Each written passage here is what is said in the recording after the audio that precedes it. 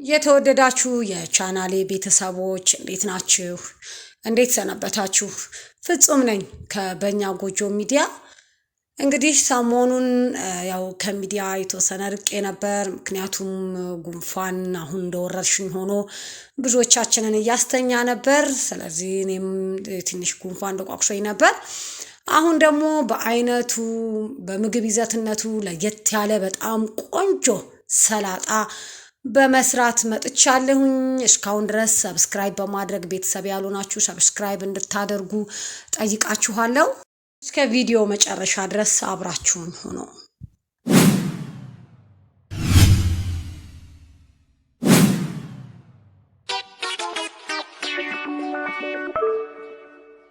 እንግዲህ ከፊታችን እንደምታዩት ለዚህ ሰላጣ የሚያስፈልጉት ነገሮች በዋነኝነት የሰላጣ ቅጠል አለ፣ ከምዝራ ወይም የድንብላል ቅጠል፣ ካሮት፣ ቃሪያ እንዲሁም ቲማቲም አለ።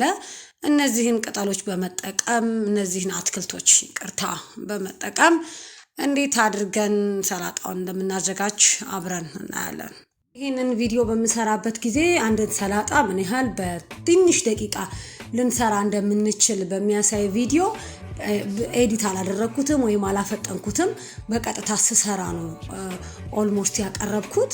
ስለዚህ በ10 ደቂቃ ባልሞላ ጊዜ ውስጥ ሰላጣችንን እንዴት አድርገን እንደምናዘጋጅ ያሳየሁበት ቪዲዮ ነው ማለት ነው። ስለዚህ አይነት ብንፈልግ ነገሮች ማለት ቤት ውስጥ ነገሮች ካሉልን በፍጥነት ማለትም ሰላጣ ቅጠል እንደዚህ ለሰላጣ የሚጠቅሙ ነገሮች ግብአቶች ካሉ 10 ደቂቃ ባልሞላ ጊዜ ውስጥ ሰላጣችንን ሰርተን እንደ አይነት እንዴት ነው ልናቀርብ የምንችለው የሚለውንም ለማሳየት የሰራሁት ቪዲዮ ነው ማለት ነው። ብዙ ኤዲቲንግ የለውም።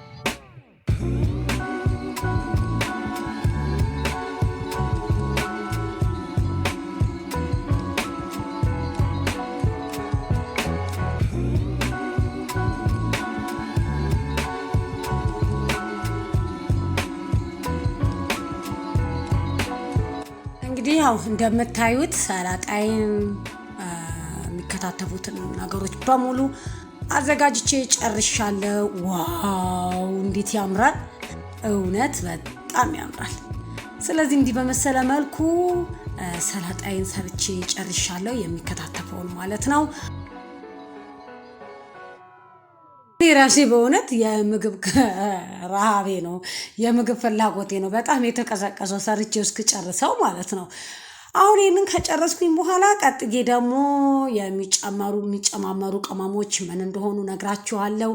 እዚህ ጋር እንግዲህ የተደረደሩት ምንድናቸው? ነጭ ሽንኩርትና ዝንጅብል አለ፣ ሰናፍጭና ቁንዶ አለ፣ እንዲሁም ሚጥሚጣና ጨው ናቸው። ያው ሎሚ ደግሞ ይገባበታል። ስለዚህ አሁን ሎሚን እየጨመኩ ነው። ሎሚን ከጨመኩ በኋላ ጫዌን ጨምራለሁኝ።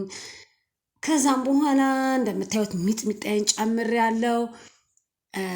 ሰናፍጭና ቁንዶ በርበሬ እንዲሁም ነጭ ሽንኩርትና ዝንጅብል ትንሽ ትንሽ አድርጌ ጨምሬያለሁ። እነዚህን በደንብ አዋሃድና የተወሰነ ውሃ አደርግበታለሁ።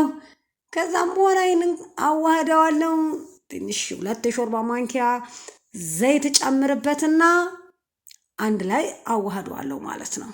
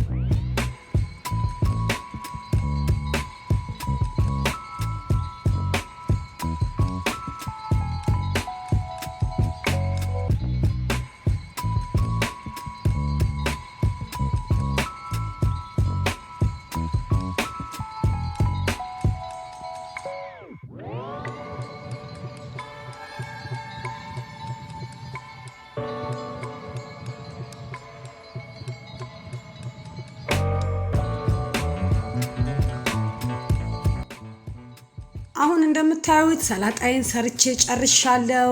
እኔ ራሴ ቅድም እንደነገርኳችሁ ለመቅመስ በጣም ጓጉቻለሁኝ። ስለዚህ ከሁሉም አይነት አድርጌ እንዲህ በመሰለ መልኩ ሰላጣዬን ቀምሻለሁ። ዋው በጣም ነው የሚጣፍጠው። እንደገና ሰላጣችንን ከእንጀራ ጋር መብላት እንችላለን። እንደገናም የፓስታ አጃቢ አድርገን መብላት እንችላለን። በተለይ ደግሞ ፓስታው የቲማቲም ሶስ ከሆነ እሱጎ ማለት ነው ከሰላጣ ጋር እንደዚህ ስናጅብ በጣም ነው የሚያምረው። ተመልከቱት ብቻ እንዴት እንደሚያምርና እንደዚህ አድርገን መመገብ እንችላለን። በዳቦ፣ በእንጀራ፣ በፓስታ፣ በመኮሮኒ፣ በሩዝ አድርገን እንዳቻቢ አድርገን መመገብ እንችላለን። እንግዲህ ለዛሬ ይሄንን ያዘጋጀሁላችሁን ቪዲዮ እንደወደዳችሁ ተስፋ አደርጋለሁ። ሁላችሁም ቪዲዮን የምታዩት ላይክ ማድረግ እንዳትረሱ። ሌላ ጊዜ በሌላ ቪዲዮ እስክንገናኝ ድረስ ባይ ባይ።